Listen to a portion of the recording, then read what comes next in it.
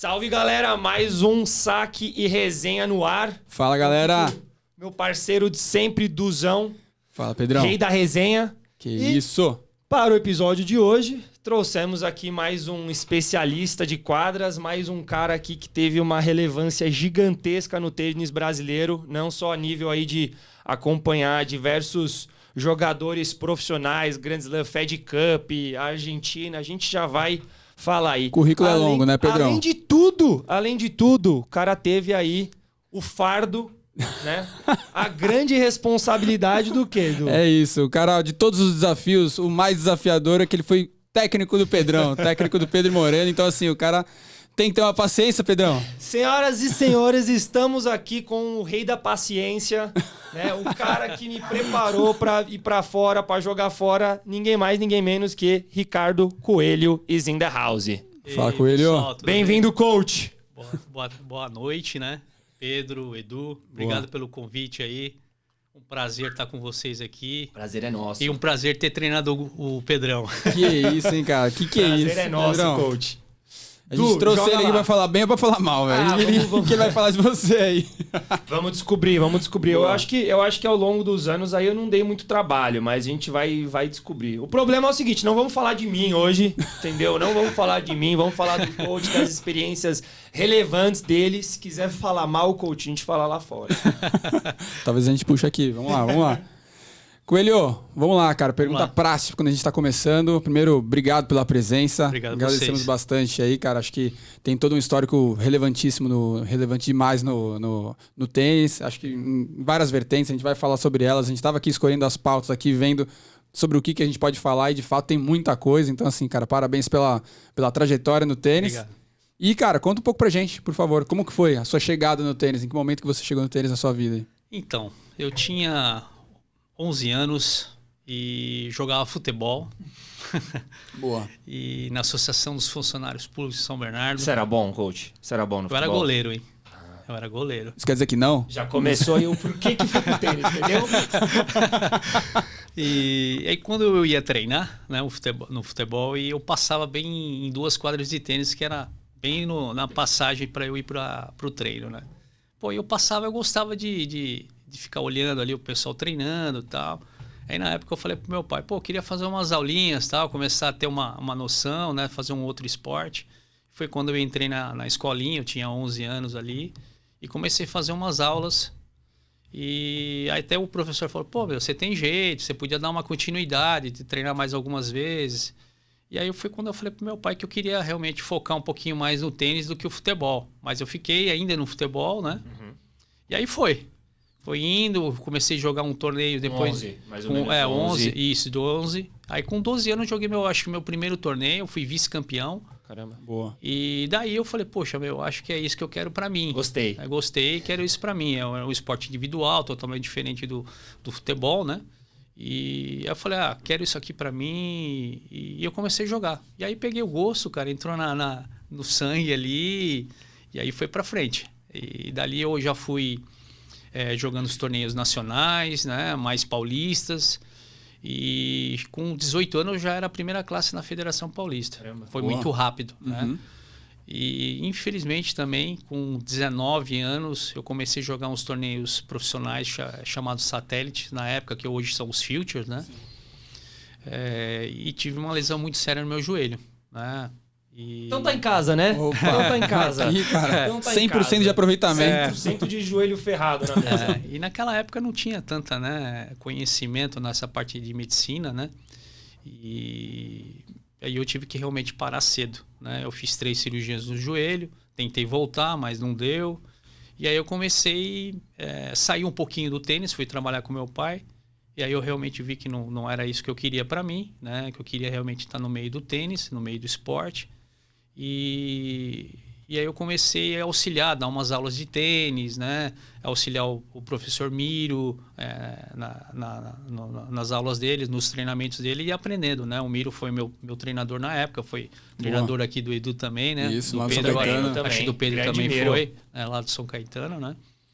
E aí eu comecei a dar umas aulinhas, pegar o gosto, mas aí eu vi realmente que eu precisava de algo mais, né? Porque eu falei, poxa, eu sei jogar, tal, cheguei num nível legal de tênis, mas eu não sei dar aula, né? É totalmente diferente. Exato. E aí eu comecei, naquela época não tinha muita informação para nós, né? Não tinha internet, não tinha cursos, né? E aí eu falei, vou começar a procurar algumas coisas, né? E comecei a conversar com um treinador ou outro, vim aqui para São Paulo, né? Tentava fazer algumas outras coisas. E aí eu comecei a realmente aparecer um garoto para poder treiná-los, né? Aí eu comecei a treinar esse garoto. Aí começou a ter um resultado legal. Aí eu falei, poxa, eu preciso mais de informação, E aí quando eu comecei a treinar um outro rapaz, esse menino, ele era novinho, ele tinha 12 para 13 anos. Ele foi campeão de um campeonato que eu não lembro o nome, que dava uma viagem para a Espanha, né? E com acompanhante. E aí ele foi campeão do torneio.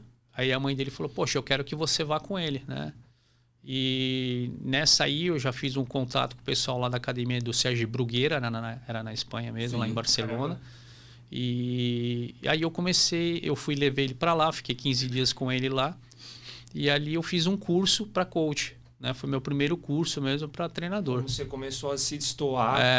E eu vi que eu falei, puxa. Foi na Espanha ainda, né? No berço do tênis ainda. Legal. Eu era muito novo também, né? Eu tinha meus 20 e poucos anos, eu era um novo treinador. E o menino tinha 12 para 13 ali, né? E aí, quando eu fui para lá, eu vi realmente uma realidade diferente, né? Do que eu estava acostumado a ver aqui no Brasil, né? Aqui em São Paulo. E, poxa, aí eu gostei bastante, né? Do que os dias que eu fiquei lá, tal. Vim para cá com a cabeça mais aberta, né? Para as outras coisas. E aí pintou uma oportunidade de ir para lá também, né? Aí eu fui para lá, fiquei alguns meses lá para aprender, né? Eu queria aprender. Depois dessa viagem de 15 dias, você ficou mais tempo. Eu fiquei um pouquinho mais tempo, tipo uns 6 meses, 7 meses, né? O que você observou, coach, assim, de diferença? A gente sempre faz esse tipo de contraste, mas acho que a gente nunca fez com o tênis espanhol, né? Foi sempre alguns outros lugares, Argentina... Não, pô, o Léo teve é verdade. O Léo ele falou que uma coisa que ele sentia, tá? Aliás, não vou falar mesmo pra você não copiar, mas tudo bem. O Léo falou pra gente que uma coisa que ele via muito era uma falta de companheirismo que ele que ele não via aqui no Brasil. Sim. E via mais, sabe? Sim. Mesmo quando um jogador e o outro eles são rivais, os técnicos ainda se conversavam muito, trocavam muita informação, uma coisa que hoje a gente não vê. Você viu isso e algumas outras coisas lá durante a sua estadia ou não? Vi sim. E isso estou falando em, sei lá, nós estamos falando de 1997, foi mais ou menos isso. Uhum. Sim. Eu vi sim. Quando eu cheguei lá, o pessoal foi muito receptivo comigo. Né? O que você precisar, estou aqui para te ajudar, né? Eu entrava na quadra, perguntava, os caras podem perguntar o que você quer. Então, assim, eu via que realmente existia uma parceria. Mesmo eu sendo um treinador de fora, né? Estava aprendendo, eu via uma parceria. Aqui no Brasil, como eu estava começando ainda, eu não via isso, né? Era muito difícil. Se você vai falar alguma coisa para um aluno de um outro professor, o cara vai achar que você está querendo tomar o aluno dele, entendeu? Aqui no Brasil existe muito isso ainda, né? Até hoje. E lá eu não via isso, né? Então, assim, me abriu a cabeça também para essas coisas, né? De ser um cara de tentar ajudar mais os professores daqui, os profissionais daqui, né? E isso não existia muito aqui no Brasil. Não existe ainda. Eu acho que melhorou, mas eu acho que pode melhorar mais, né? Então, assim, os espanhóis, eles são muito... eles não têm esse problema de passar as informações, né? Sim. Como o Léo comentou, se você está num campeonato lá, acompanhando... você está vendo vários jogadores famosos lá e os caras estão acompanhando, estão te passando informação, te perguntam, entendeu? Então, é totalmente diferente aqui no Brasil. Sim. Né? Então, eu só vi realmente coisas boas lá. E fora que é próximo também dos torneios também, né? Tá lá na Europa ali também, facilita muito, né? Isso, facilita muito, é tudo muito próximo, né? Então, realmente a escola espanhola é totalmente diferente. Muita gente, né? Cara, é fácil você achar outros jogadores de outras técnicas, etc. Então, você tem um meio, né? Ali na Europa, onde você encontra vários... estilos de tênis. Então Isso. acaba sendo uma coisa meio mais assim, como que eu posso falar? Não genérica, né? Alguma coisa bem assim. Sim. Eles têm um método, né? Eles têm um método. Eu acho que isso já faz uma grande diferença, né? O método deles é um método de muita repetição, né? Muita movimentação de perna, né? E isso já faz os atletas de lá saírem na frente, né? Então eles trabalham muito o lado mental. O que é um lado mental deles ali? Puxa, a quantidade de bola. Se o cara aguentar essa quantidade de bola, ele vai aguentar jogar quantas horas, entendeu? Então eles trabalham muito físico e mental ao mesmo tempo, né? Então isso já faz uma grande diferença para os atletas lá.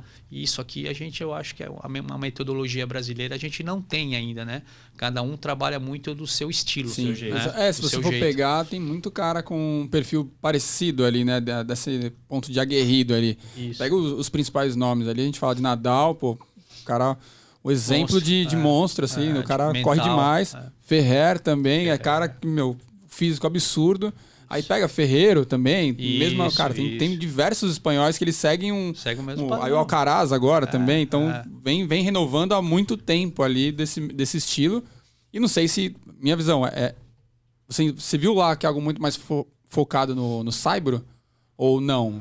Cara, que no final das contas, por eles fazerem esse método que você falou, físico, acaba sendo... Sim, eles trabalham muito no saibro, né? Totalmente no saibro. Muita repetição, muitas horas dentro da quadra, muito volume, né? Muita repetição. Então, isso faz realmente o jogador ter uma técnica totalmente diferenciada, né? E um estilo... único ali de fundo de quadra firme, né? Hoje é um pouco mais agressivo, né? Hoje os espanhóis jogam bem em quadradura. Você pega vários jogadores jogando bem em quadradura, porque realmente hoje o jogador ele não pode jogar bem só em uma quadra, né? Ele tem que jogar bem em todas as quadras, né? Até porque o Carlitos desliza na quadra rápida como se fosse um saibro. Parece que é saibro ali. Exatamente. Impressionante. Então, aí até apelação, né? Apelação. Como o pé do cara não vira, né? Cara, fantástico. Impressionante. O Djokovic também é cheio dessas. Né? O Djokovic também.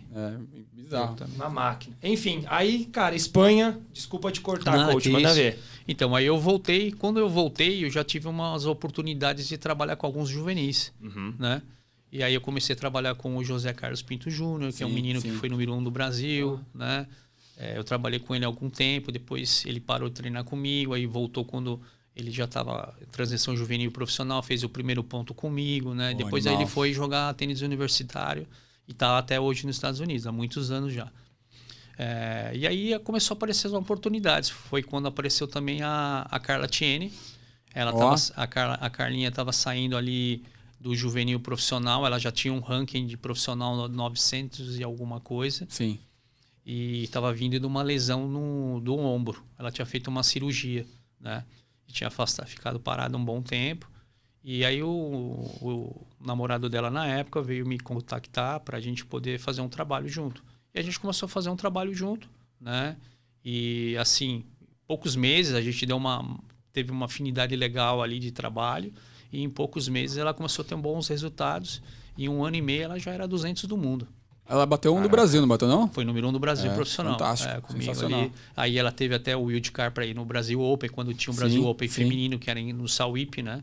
Eu fui 2 anos consecutivos com ela. E ela jogou com uma jogadora na época, a Iva Maggioli, que foi campeã de Roland Garros, ou vice na época. E ela perdeu para a menina 6-4, 6-4, fez um belo jogo lá. Já fez um barulho gigante. Fez um barulho gigante em quadradura, né? Em Sauípe. Jogava demais. Jogava demais. Então, assim, começou a aparecer as oportunidades. Abriu um leque para mim ali de jogadores, né? Aí apareceu a Marina Tavares, né? Sim. Que ela fez quartas de final de Wimbledon juvenil e ela era número 1, 2 do Brasil, ficava ali direto. E ela é do Nordeste, Maceió, né? Muito bom. Cara, pedir um pouquinho pra gente ouvir isso, porque, cara, a gente escuta muito o pessoal que vai lá jogar Grand Slam juvenil. E, pô, só chegar num Grand Slam juvenil já é um feito animal, assim. Você já vai viver uma coisa...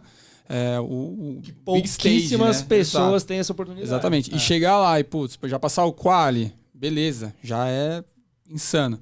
Passou o quali, andou. Você falou que ela chegou nas quartas de finais. Isso. Então, ela andou bem ali, ela chegou muito próxima. Ela já tinha um ranking, né? Como ela tinha um ranking nacional e tinha um ranking ITF. Furou o qualifier, já tá Já dentro foi direto. da... Né? E ela era uma jogadora que jogava muito bem em quadra de grama. Ela era uma jogadora muito agressiva, tinha um slice muito bom, voleava muito bem.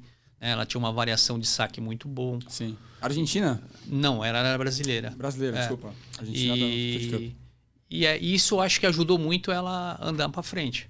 Entendeu? Que naquela época as meninas não batiam tanto como batem hoje. Né? E ela tinha um jogo diferenciado com slice, então isso atrapalhava bastante as meninas naquela época. Né? Não, legal, a gente falou com a Thaisa também, ela falou que ela adorava a Thaisa Pedretti, então um abraço para ela falou que ela gostava muito de jogar na grama, justamente porque o jogo dela tem muito disso também, de slice e tal, então quando você consegue variar bem, ajuda muito lá. Né? É difícil hoje você achar uma jogadora que não gosta de mudar um pouquinho, né? Porque antes o feminino era muito mais assim, quem batia mais forte direita e esquerda e quem que errava menos. Agora você vê que as jogadoras precisam se reinventar para se destoar aí no você pega a que parou agora, que foi a número 1 do mundo, né? A Serena? Não, a australiana. Austríaca, australiana. É australiana.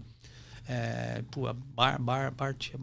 Ashley Bart. Isso. Ashley Bart. Ela parou, ela tinha uma variação de jogo incrível. O slice de super esquerda, completa. Nível Federer, o slice da menina. Fantástico. Jogava demais, né? Então, ela era uma diferenciada nesse sentido, né? Vai um pouco para trás, cara, tem uma jogadora que para mim era fantástica, que era a Justina Nan. Isso. Nossa, a Justinha era demais também. Multifacetada. Demais. Jogava muito. Tinha bastante coisa mesmo. Isso. Bem... foi ela que meio que começou a curva ali. Opa, precisamos, né, inventar um jogo para ter alguma mudança. Exatamente. É isso aí. Não, fantástico. E aí, beleza. Aí agora tá foi nessa da quarta de final de Wimbledon. Então lá tem todo esse cenário. Isso. E, cara, seguindo, não sei se foi na sequência, mas algo que eu gostaria muito de falar, porque a gente falou do tênis espanhol.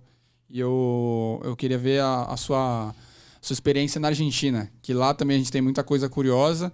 Mas até antes da gente entrar no que você fez lá, eu também queria ouvir de você, pra gente pegar esse gancho. Qual foi a diferença? Agora a gente sabe, versus Brasil e Espanha, a gente entendeu a diferença e tal, mas com a Argentina, que é aqui do lado, país menor que o nosso, sempre, cara, top 100, um monte de top 100 na Argentina já faz muito tempo. Você conseguiu ter dentro dessa experiência, você conseguiu visualizar ali, cara, algo muito mais parecido com a Espanha? Não, eles têm um jeito específico? Não, eles são muito parecidos, sim, com a Espanha, questão de metodologia, de treino, né? Uhum.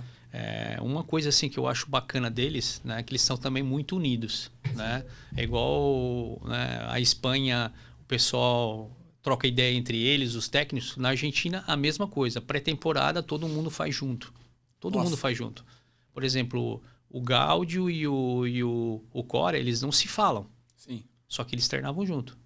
Entendeu? Entravam dentro da quadra, não falavam nem bom dia, nem boa tarde. Mas na hora do treino, eles treinavam.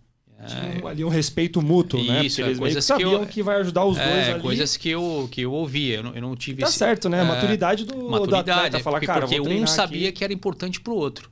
Entendeu? Eu sei que esse vai me puxar e o outro vai me puxar também. Entendeu? Isso é importante, né? Que aqui também a gente não vê esse tipo de coisa. É muito difícil. Às vezes a gente vê a birra, né? Não vou jogar com ele não. Que ele me garfou no último torneio. Mais ou menos isso. Não vou entrar na quadra com esse desgraçado, não. É mais ou menos isso. Então, ali uma coisa que eu vi legal, que eu acho que o brasileiro ainda falta muito. Entre eles, o pessoal não tem muita grana. Eles vão lá, falam assim, contactam um treinador. Às vezes vai até um preparador físico. E cada eles vão em 7 ou 8 jogadores, pagam esse treinador e o preparador físico e ficam 3, 4 meses na Europa. Entendeu? Então os caras ficam lá na Europa mesmo. Não é essa de, deu um mês, eu tô mal, vou voltar. Não existe isso. Sim. Entendeu? É diferente do brasileiro. Eu já fui com um jogador pra lá que, o cara perdia 3 primeiras rodadas, já queria voltar. Sim. Você tem que segurar aqui pra quê? Pra melhorar o teu mental. Exato. Entendeu? Você tem que aumentar o seu mental. Você vai treinar com os caras. Passar isso aí. Isso, e você vai treinar com os caras bons também. Entendeu? Você vai estar ali para treinar com os caras bons. Você vai aprender. Você fica ali 4 semanas, você fica ali 3 meses, você muda. Eu sei porque eu já vi garotos mudarem. Assim, eu peguei garotos na época que nós ficamos na Turquia, o cara não tinha ponto. E numa época que o Brasil tinha muito torneio, ele, não, vamos ficar aqui. Eu falei, não quero que você não quero que você fique aqui. Eu quero que você jogue lá, porque lá realmente é a realidade do tênis. Sim. Pô, jogava lá, ganhava uma rodada, perdia, pá, pá, pá. Chegou aqui no Brasil, depois de nós ficamos 2 meses na Europa, o cara veio e meteu ponto. É isso. Entendeu? Que diminui um pouco a intensidade, né? A pessoa vê que, cara, aqui pra mim, onde eu tô agora, é tranquilo, né? Depois que você molha o pezinho ali na parte difícil, a hora que você volta na fácil... É isso aí. Não, e chegar lá e ficar, como você falou, é frustrante, né? Cara, você tá treinando aqui, pô, pra caramba, tá jogando com todo mundo, tá treinando, tá ganhando, tá perdendo, mas tá ganhando mais. Aí você vai pra um outro cenário e, cara, você toma 3 primeiras rodadas ali de primeira, você fala, cara, dá uns 10 passos pra trás ali e deixa eu pensar de novo. É a pergunta que você fez pra mim. Eu acho que os argentinos, eles são muito mais resilientes, entendeu? Eles aguentam mais, Sim. entendeu? Eu acho que o brasileiro não aguenta tanto, né? Eles não aguentam tanta pancada.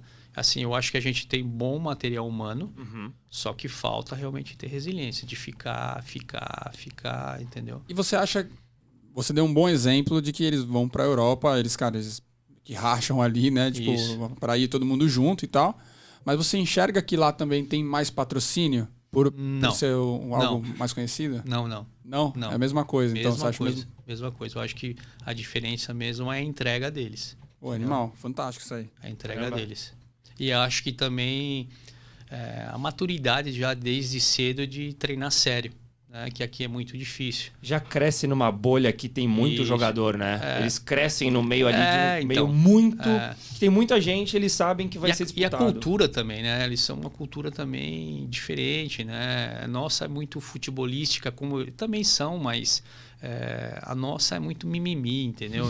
Infelizmente, a gente está passando agora uma realidade assim de crianças com problema que você não pode falar um A para elas, que, pô, cai no ouvido da mãe, a mãe vem pra cima de você. Então, assim, você não tá criando um tenista, né? Você não tá criando... Principalmente o tênis, né? Que, querendo ou não, grande parte dos jogadores, às vezes, vem de famílias boas. Famílias boas, né? Não tem como negar. Às vezes, até qualquer coisinha que você fala, a criança já não tá acostumada a escutar esse tipo de coisa, né? É isso aí. Então, eu acho que a criança não cria uma resiliência forte para aguentar a pressão depois, entendeu? Pode ser um bom jogador, só que só ser um bom jogador tecnicamente não adianta. Na hora que dá o play, né? Na hora do play mesmo, você tem que ter uma cabeça muito diferenciada para chegar lá, né? Boa. E aí, lá na Argentina, como que foi? Chegou lá para quê? Não, na Argentina, então, eu fui mais também para cursos, né? Eu não morei lá, né? Eu fui mais realmente para aprender. Eu fiquei um tempo, fazia muito bate e volta, porque como é perto, né? Sim. Eu levava jogador, ficava lá 1 semana, 2 semanas. Eu fazia muito curso de biomecânica lá, porque tem uma técnica, uma fera em biomecânica lá. Eu ia lá para aprender com ela. Você é um especialista em biomecânica. Então eu acabei ficando um especialista por conta disso, né? Eu achava que era uma necessidade aqui no Brasil que a gente não tinha tantas pessoas específicas, né? Sim. A gente tem hoje o Lugero, que é um cara doutor em biomecânica, o cara é PhD, é outro nível, né? Eu me especializei, mas só que eu não sou doutor em biomecânica, né?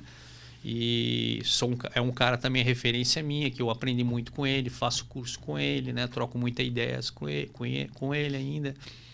Então, assim, na Argentina eu fui mais para realmente, como era muito perto, para estar mais perto da realidade do tênis mesmo, né? Claro. Porque aqui no Brasil a gente tinha essa diferença assim, gigantesca de culturas e metodologias de treino, né? Boa, fantástico. E aí, você treinou uma argentina, só que foi aqui no Brasil? Foi aqui no Brasil. Ela já estava aqui no Brasil, foi uma época que eu treinei junto à Letícia Sobral, né? Sim, Letícia Sobral. As duas eram muito amigas e aí elas me procuraram foi por telefone. E foi por indicação, acho que foi da Carla na época, e que eu treinei, né? A Carlinha Tiene. E aí eu sei que o primeiro torneio foi para Colômbia, eu fui com elas. Depois eu fui para Acapulco, que era aquele torneio tradicional de Acapulco, que tinha masculino e feminino, né? Sim. Juntos. E a gente começou ali a nossa parceria.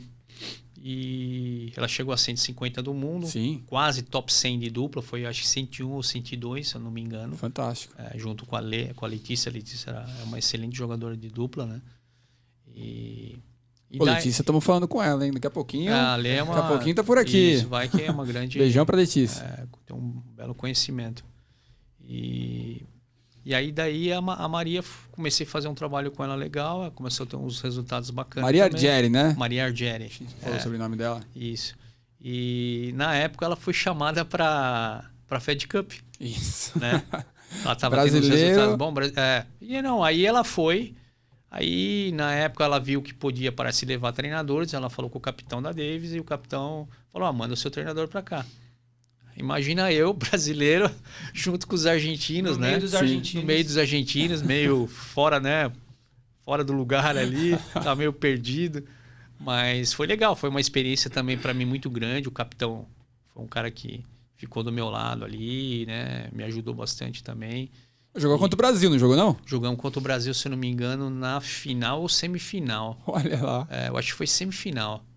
E aí depois a gente ganhou, acho que da Colômbia. A Argentina ganhou da Colômbia. Boa. E a Argentina, até veio assim, né? A gente não. A Então, Argentina- você vê que eu falei a gente, né? sangue argentino já. Parte do meu time que eu tava Boa. treinando. Quem era número, não sei se era um da Argentina lá, Puta, era era Gisele Ducou. Gisele Ducou, né? Gisele Que era Ducou. o que do mundo lá nessa época? Ela era, eu acho que 2 ou 3 tava no na mundo. top alguma five, coisa assim. top com five, certeza. Era uma duplista também muito boa. Pô, animal. Jogava muito tênis. E, cara, também tem um pouco da experiência de ter uma pessoa ali, dessa porrada ali também do lado, você Isso. treinando junto ali. Isso, é isso. fantástico. Não, fantástico. E eu acho que assim, a troca de experiência que eu tive ali também, para treinar jogadoras femininas, foi muito importante para mim também, entendeu? Então, até agora a gente falou muito de você treinando as mulheres e o Léo, se não me engano, alguém falou pro Léo, acho que foi o Gueiras, falou pro Léo, que, cara, treinar mulher é o que vai te fazer entender verdade. como que é o treinamento mesmo. Meus primeiros resultados bons foram com mulheres, né? Com a Carla, né? Depois tive a Marina, foram bons Você resultados. pegou ótimos nomes aí. com bons resultados. Então, assim, isso me deu uma bagagem legal, porque é totalmente diferente. Né? A mulher, você tem que saber conversar. Né? Às vezes ela tá naqueles dias delas que você tem que ter uma outra forma Sim. de argumentar, de abordagem, de conversar, né? Às vezes elas não estão com muito papo, né? Então você tem que saber abordar que tipo de treino que você vai colocar também, Sim. né? Para não ter tanto problema. E o homem já é diferente. O homem você já pode bater um pouquinho de frente, falar besteira, né? Então são abordagens totalmente Principalmente diferentes. no mental, né, coach? Totalmente o mental no faz mental. um impacto enorme. Eu digo isso até porque, assim, durante meus anos de faculdade, eu fui técnico do feminino, né? Durante meu MBA. Então, cara, eu tenho vários flashes, assim, na cabeça. Às vezes eu tive que dirigir, sei lá, tipo, 8, 9 horas numa van com 10 atletas do banco de trás e tinha uma que reclamava pra outra porque o jogador de basquete não respondia a mensagem dela, sabe? Então já tava no caminho aquele drama de mulher que vocês falam assim, puta, como que essas minas vão jogar, sendo que na Pensando em outra viagem coisa. que você tá ouvindo um monte de coisa assim que rola na vida delas, que às vezes, sabe, se você tá no carro com um monte de moleque, eles estão escutando um som alto, já meio que foco no jogo e tal. Isso. E mulher, obviamente, a gente sabe que tem sempre várias outras coisas aqui na cabeça. Que o mental, ele é diferente, É né? diferente. E é difícil mantê-las focadas o tempo todo também. É bem difícil. Mas, assim, para mim foi uma grande experiência. Me abriu um leque de jogadoras para eu treinar, foi muito grande. Fantástico, fantástico. E aí agora, indo pro masculino. Sim. Que aí, cara, também teve bastante nome legal. aqui. Alguns? A gente falou de Rogerinho, a gente falou de Júlio Silva. Cara, tem o Ricardo Sigia também, que teve um juvenil maravilhoso também. Sim. Thales Turini, enfim. Vou contar a sua história não, cara. Manda pra gente aí como que foi treinar essas férias aí. Eu comecei a treinar primeiro, foi o Ferraz, né? O Danilinho, o Sigia, que eles estavam tudo saindo de uma transição de juvenil e indo pro profissional. Né? Tinha o Gustavo Andrade, tinha o Manaus, que é o Charles Costa, né? E aí eu comecei a fazer um trabalho legal com os caras, assim. E era um grupo forte, né? Era um grupo muito forte, muito bom. Né? Era assim, jogadores muito comprometidos, estavam querendo realmente ser profissional, querendo subir bem no ranking, né? E você, coach, você aqui reuniu um grupo, né, de profissionais. Porque eu lembro que eles iriam e eles, assim, praticamente moravam lá. Dificilmente você achava 4, 5 caras que estão atrás da mesma coisa, ali Isso. juntos e treinando o tempo todo. Então a gente entrava, cara, a gente ia pro treino, já via os caras ali, os caras estavam lá o dia inteiro. Era um grupo muito forte. Muitos dormiam ali, né? Que a gente atrás das quadras existia um alojamento, não sei se você lembra. Lembro. O pessoal dormia ali, jantava, almoçava, tomava café, né? Eles respirava tênis o dia inteiro. Respirava tênis. Só trazendo a galera também, porque essa foi a época que você treinou junto com ele também. Foi o quê? Deixa eu tentar lembrar. 2016 para 17? 5, 6. Foi isso aí. Por aí, né? 5, 6. Foi 2006. exatamente isso. Porque eu fui pra lá em 2010. Foi? Foi 6, isso aí mesmo. 6 para 10. Foi. Boa. Mas e aí? Qual foi o primeiro? Aí foi com essa galera toda então, aí? Aí eu comecei a fazer. O primeiro foi o Cija e o Gustavo, aí apareceu o Danilo, né? O Danilo já tinha ponto, ele já veio trabalhar comigo, ele já tinha ponto, estava indo bem nos torneios assim, mas nunca tinha ganho um field. Porra, depois de acho que 3 meses que a gente estava fazendo o trabalho, ele foi ganhar um field. Foi assim, puta, foi uma coisa muito legal, assim, né? Porque chegou ganhando já. Chegou meio ganhando, já bateu uma sincronia legal entre a gente ali. O grupo era muito bom, né? Você lembra que o grupo era muito legal. Eles estavam muito afim, realmente, de ser profissional. Não só o time, mas, assim, tinha ali o Gabriel, né? Que era o Gabriel era fantástico. Toda a equipe era uma equipe muito completa. Tinha o Heitor, né? Que era o técnico, que me ajudava quando eu viajava, né? Ele sempre estava ali. Heitor, abração pra você, cara. Ele foi meu técnico também uma época lá também, cara. Legal, foi gente finíssima. Legal. Abração também. O Gabi também. Gabi, puta... o Gabi é um grande preparador. Grande preparador físico. Incrível. Muito, muito bom. E então aí começou realmente a ter uns resultados. Os caras chegaram ali 300, 400. Aí depois veio o Thales Turini treinar junto com o Fabrício Neis, né? O Fabrício também. Gaúcho. O Gaúcho, né? Os dois ali. Se eu não me engano, o Thales é de Floripa. Ele não é também gaúcho, de fora também. E aí o Thales também chegou ali 200, né? Quando eu estava treinando ele. Teve bons resultados também em Challenger, em Future. Quando a gente foi para a Europa também, teve bons resultados lá. Viajava muito com eles, não? Eu viajei bastante. Uma época eu lembro que eu fiquei acho que uns 3 meses fora com ele, assim. Era a equipe, eu tava com acho que 8 jogadores viajando. Foi muito legal, foi toda com essa galera toda aí. E aí era, cara, basicamente aquele mesmo caminho que a gente falou. Tem que todo mundo se unir ali pra ir junto, tentar quebrar custo, porque não é fácil. Isso, e eu lembro que o Thales, por exemplo, estava treinando comigo há algum tempo e eu falava, né? Eu acho que ele nunca tinha ido pra Europa, só tinha na América do Sul jogar. E, tomou primeira rodada, ganhava um jogo aqui, sempre estava enrolado ali, sabe? Era jogos difíceis, perdia no terceiro, jogo duro, mas eu sabia que ali ele estava ganhando uma bagagem grande, entendeu? O cara pode perder, mas, poxa, você tá perdendo para os caras não Zé Mané, entendeu? Você tá jogando com os caras bons. E aí, quando ele veio pro Brasil, aí tinha os torneios aqui, que naquela época tinha muito torneio aqui, né? Tinha 30 e poucas semanas de torneio, e Challenge também tinha bastante, e aí ele começou a ir bem. E aí chegou 200 do mundo, foi depois quando ele saiu dos torneios da Europa, entendeu? Show de bola. Foi muito bom. Eu acho assim, é uma bagagem fundamental ficar um tempo na Europa. Claro. Muito bom. É o que deu o salto, né? Ajudou muito nesse salto aí. Onde dá o salto. Aprendeu. Boa. E temos mais nomes aqui, cara.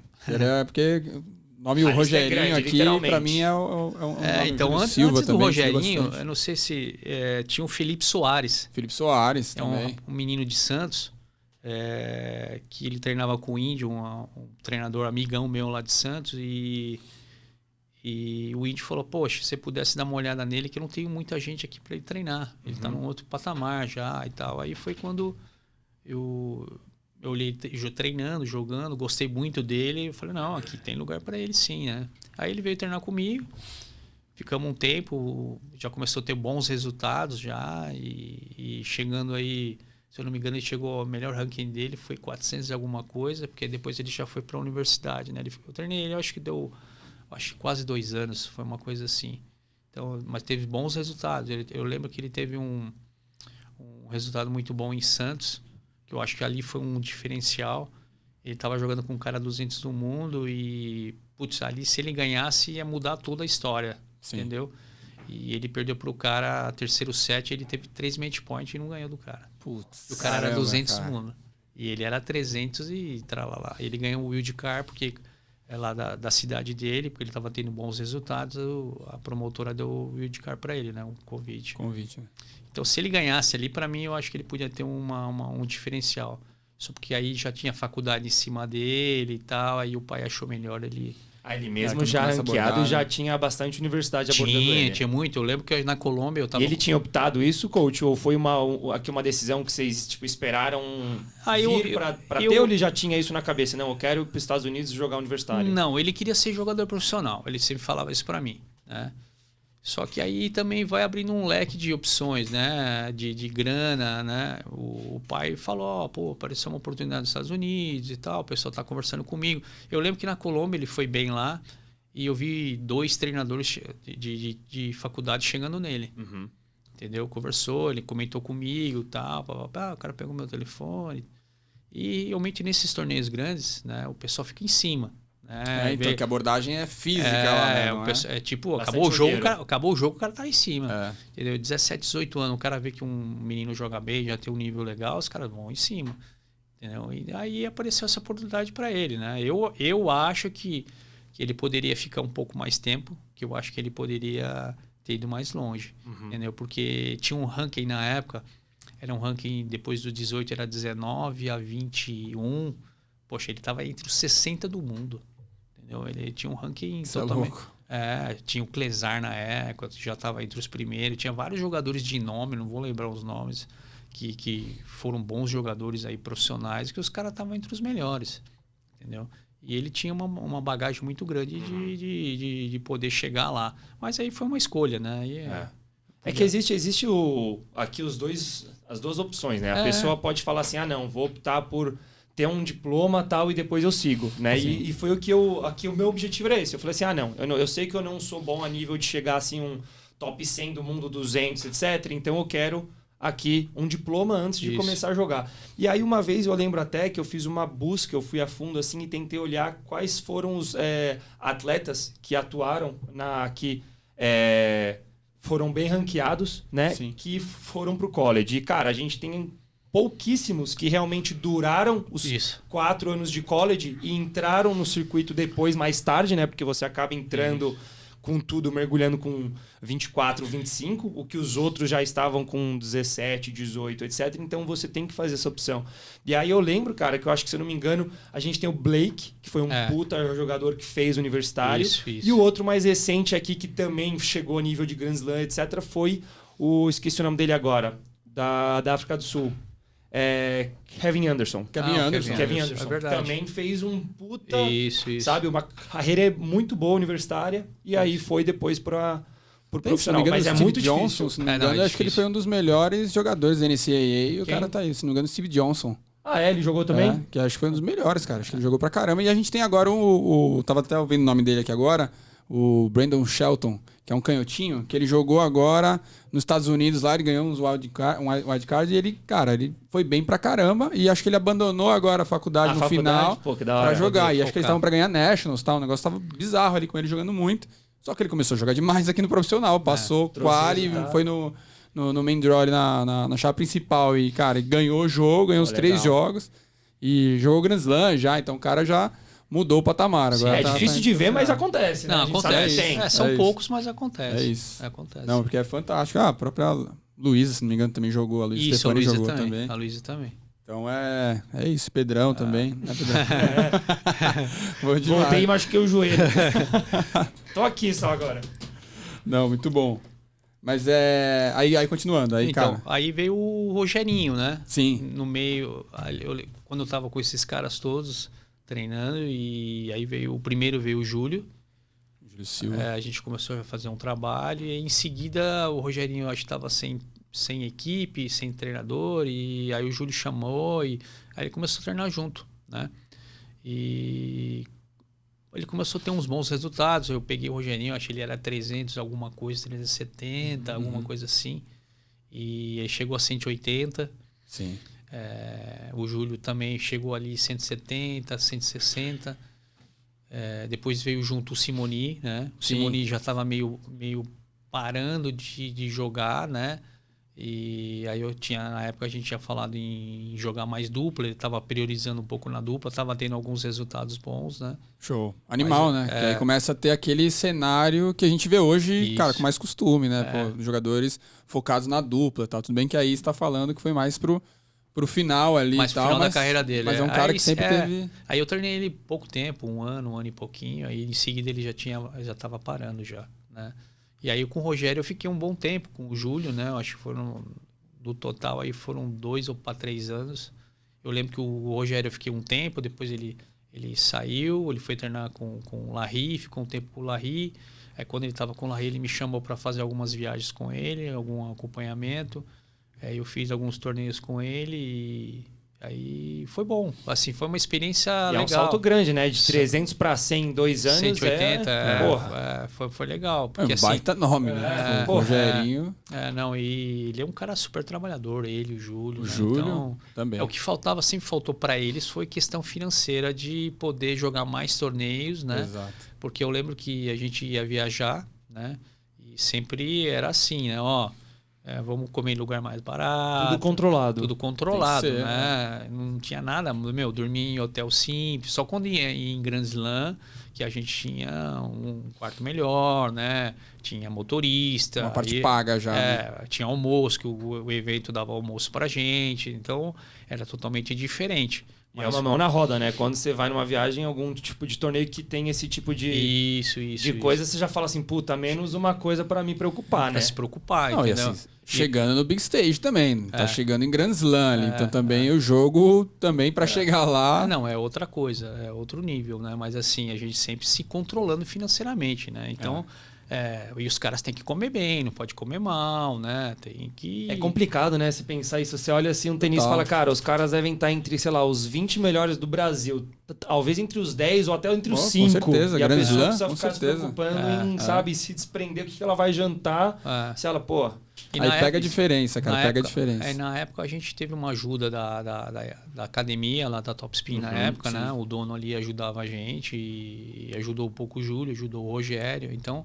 A gente ia viajar, mas assim, não abusava, né? Sim. A gente sempre tudo Nem controlado, tinha como, né? Não tinha como abusar, era tudo muito controlado, né? Mas é legal pra mostrar que, cara, não é só chegar lá. Você tem que chegar lá e às vezes a gente tem muito essa visão. Eu acho que um dos grandes pilares aqui do podcast é a gente mostrar isso também. Porque a gente vê, às vezes, o cara na TV, apareceu o Rogerinho jogando ali uma primeira rodada de um Grand Slam. Você já acha que o cara já tá rico e o cara já tá voando já. Não, né? e não então, sabe cara, porque esse cara já passou. Exatamente. Né? Tipo assim, o Rogério é de família de professor de tênis, né? O Júlio veio de pegador de bola, né? Então assim, mas eu acho que esses caras chegaram onde chegaram por essas dificuldades mesmo, entendeu? Eles se dedicaram o triplo ali para poder chegar onde chegaram, né? Realmente até porque totalmente no tênis mérito é difícil deles. ter esse histórico, né? O histórico é totalmente deles mesmo de fazer essa passagem muito rápida até, né? Monstros. E, cara, você falou um nome ali que eu sei que você conhece mais ali, que é o Larry. Ah, sim. Você falou que, enfim, graças ao Rogerinho ali também, você teve uma conversa ali com o Larry, mas você conhece ele, né? Sim, conheço. O Larry foi quando eu conheci ele, foi em Wimbledon, né? Eu tava com o Rogério, foi o primeiro Wimbledon que ele foi jogar. Não tinha nem tênis para jogar com cravo. Eu lembro que ele pegou um tênis acho que foi da Letícia para jogar. Caramba, menino, cara. Meu coitado, o pé do cara apertado ali, fez bolha, eu lembro. Entendeu? Assim, e aí eu conheci ele lá, né, por causa do Rogério, e conhecia muito o Rogério e o Júlio. E dali foi um cara que me ajudou muita coisa, me deu muitas dicas, né?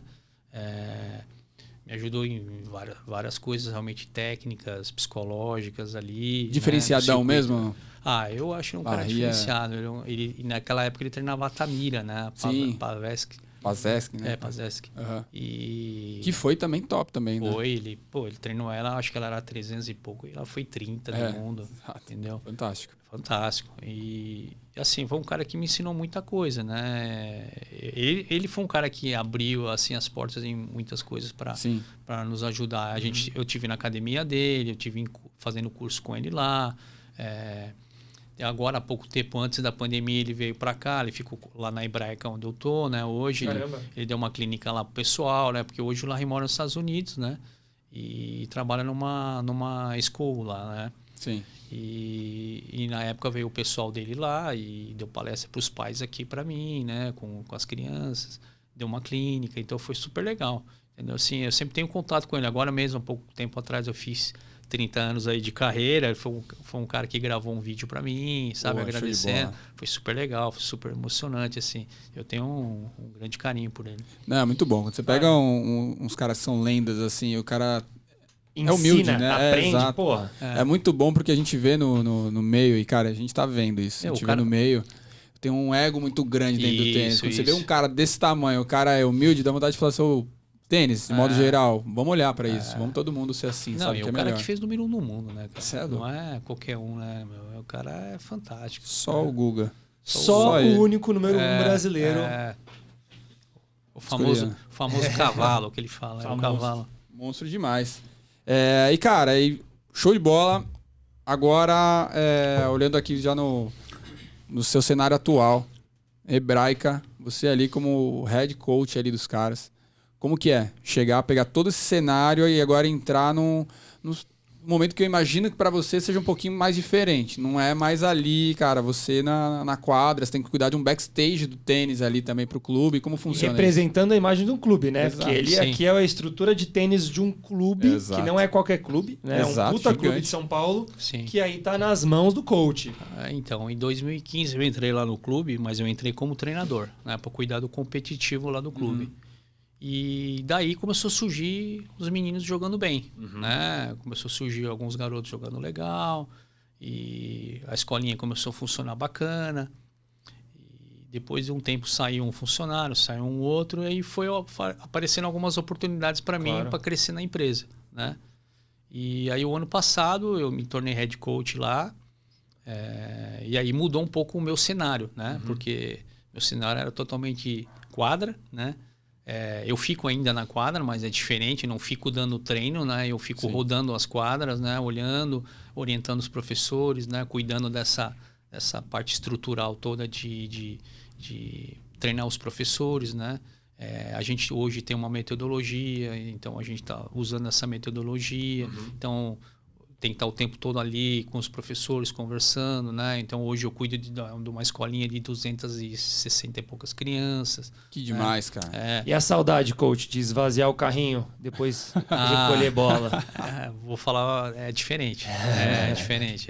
Ali a adrenalina que é gostoso, né? Você tá ali. Para mim, tá sendo uma experiência legal. Claro. Porque eu nunca tinha feito isso, né? Só na Topspin eu fazia um pouco de gerenciamento, mas não num lugar tão grande, né? Hoje eu cuido de interclubes, eu cuido de ASESC, eu cuido de professores, eu cuido de alunos, né? De níveis de quadra, com aluno, eu cuido de lazer, é muita coisa. Não, entendeu? de fato. Você bota uma dupla entre as velhas ali da terceira idade e tem que organizar, né? Então, Tudo tem que fazer funcionar. E aí, esse é o difícil. E toma pancada, Mas assim, eu tô curtindo fazer também. Mas assim, claro que a quadra me faz muita falta ali no dia a dia, né? Porque ali é onde eu... Viajar agora, você ainda sente falta ou não? Depois que você roda muito, cansa, ainda sente falta? Não, assim, eu quis parar, né? Tá. Eu quis parar. Tava muito pra lá e pra Eu cá. entrei numa depressão, né? Eu tive uma depressão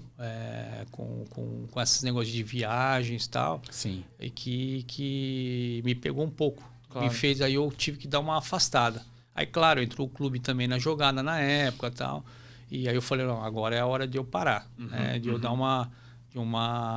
cuidar um pouco de outras formas, assim, de ter uma qualidade de vida um pouco melhor, Sim, né? Estar um pouco mais perto de família, essas coisas todas. E foi aí que eu mudei, né? Mas eu sinto muita falta, assim, do circuito. Porque ali, assim, hoje a gente fica um pouco mais esquecido, né? Porque você sai do cenário do circuito, você já não é mais, não fica conhecido, né? Sim. Fala o nome de Exato. alguém que não é ainda grande, você já fala assim, puta, onde que eu vi esse cara mesmo? Isso, entendeu? Perde, Então, assim, né? você sai, você perde um pouco o contato, né? Ainda mais agora, você fica dentro de um clube, você não consegue sair e ter muito acesso às outras coisas. Os torneios são torneios menores, né? Um ou outro torneio que eu fui em brasileiro, que os meus meninos conseguiram chegar, né? Ter índice para começar a jogar esses torneios, né? Mas assim, a gente fica mais agora internamente mesmo, né?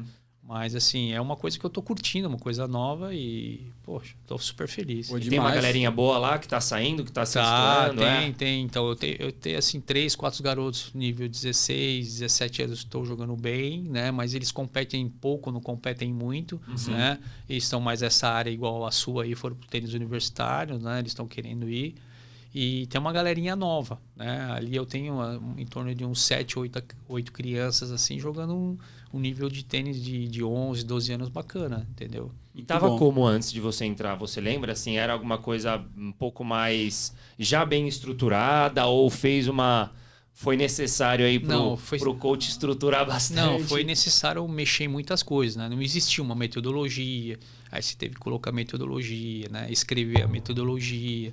E aí começar realmente a fazer um trabalho em cima disso. Aí você treinar os professores para isso, né? Então o foco antes era mais uma coisa meio lazer. Era meio lazer, mais recreativo. E hoje realmente mudou bastante. Quando eu lembro que quando eu entrei no clube, era engraçado que as crianças só queriam jogar bundão. Você lembra da brincadeira? Bundão, que isso? Aí eu falava, cara, aqui só querem jogar bundão. Nunca vi, não querem treinar, não querem treinar um controle, não querem fazer drills, né? Aí até hoje, né, Edu? Se quiser jogar bundão, a gente joga bundão. E aí a gente foi mudando um pouco essa metodologia, claro, com uma galera ajudando a gente, né? Um staff muito forte por trás ali que ajudou a gente fazer essa mudança aí, né? Boa demais. Que isso, bundão agora aqui Não, bundão é muito legal. Nostalgia, cara, você é louco, adorava. Bundão é um jogo que fica só na área de saque ali, galera. Então é um jogo muito mais ali no toque. Eu lembro, o Pedro jogava muito lá na academia. Os caras gostavam... O bundão é jogado no quadradinho, né? Você joga no quadradinho, é o seguinte, você começa com 5 vidas. Errou, perdeu as 5, o primeiro que perde vai no fundo da quadra. E tem que ficar agachado ali, só tem a raquete para se proteger, né? Então você agacha ali no fundo e cada um dos oponentes tem direito a um saque diretamente na sua nádega. É isso. Esse é o jogo. Esse é o jogo. Isso. E tem que acertar, galera. Ninguém segura a mão, não. E isso era o aquecimento, né, de vocês e o final do treino, né? Ficar bordoada na perna. Sensacional, cara. Não, mas, coach, cara, é muito bom que você veio aqui falar, porque, velho, me vem um monte de lembrança boa, legal, sabe? Gostoso. É muito gostoso lembrar dessa época. Bom, pra fechar... Pedrão, aí a gente chegou bem onde eu queria. Chegou bem no Pedrão. Era aí que eu queria, cara. Como que foi com essa fera aqui? Enfim, não sei se a galera sabe, mas o Pedrão tem quase 3 metros de altura. O cara é alto pra caramba, ele saca forte pra caramba lá de cima. Como que foi, cara? Figurão? O Pedrão é uma figura. Ele assim, mas super focado, assim, não era um garoto que me dava problema, né? De disciplina, de nada. Ele era muito focadão. Depois eu faço o pix pra você, tá? Que isso, velho. Vários, né?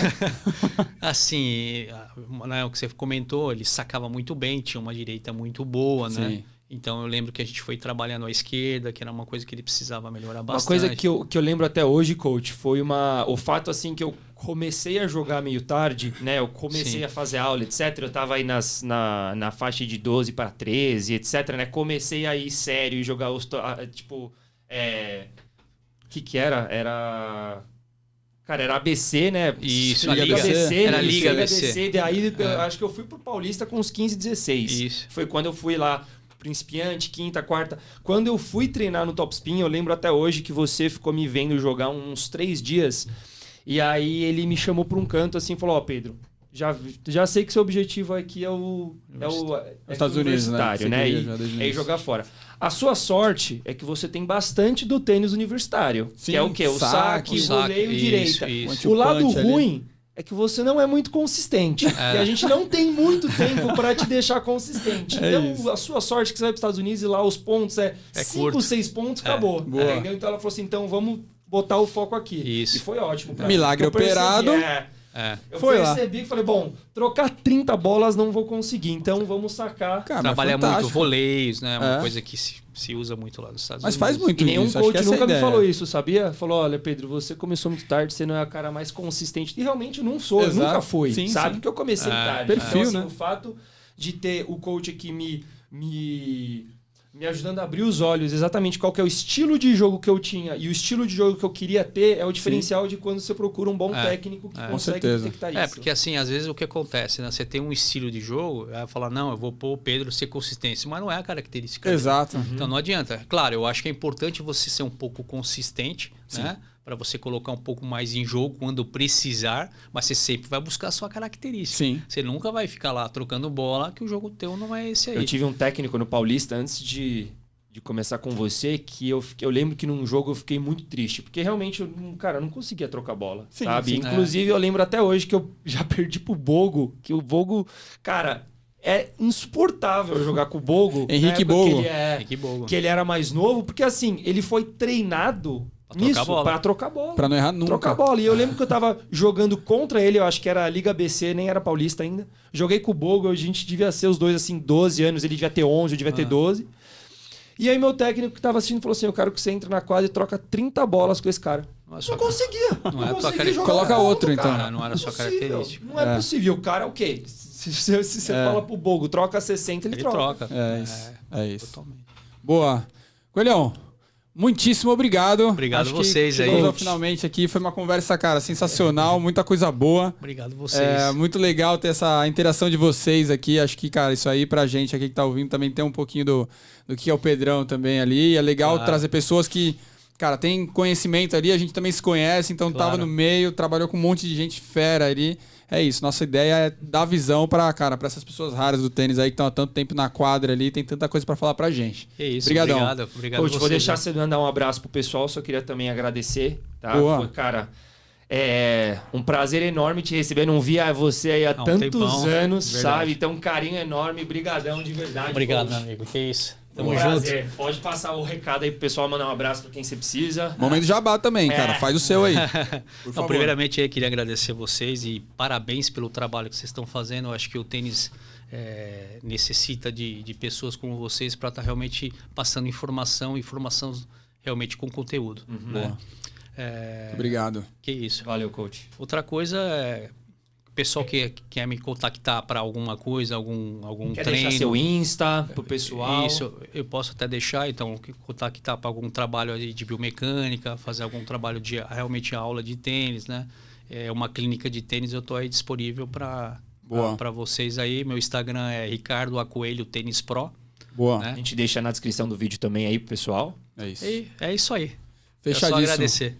Obrigadão, coach. Valeu pessoal. Te cuida Valeu, aí. pessoal. Até a Valeu. próxima. Obrigado.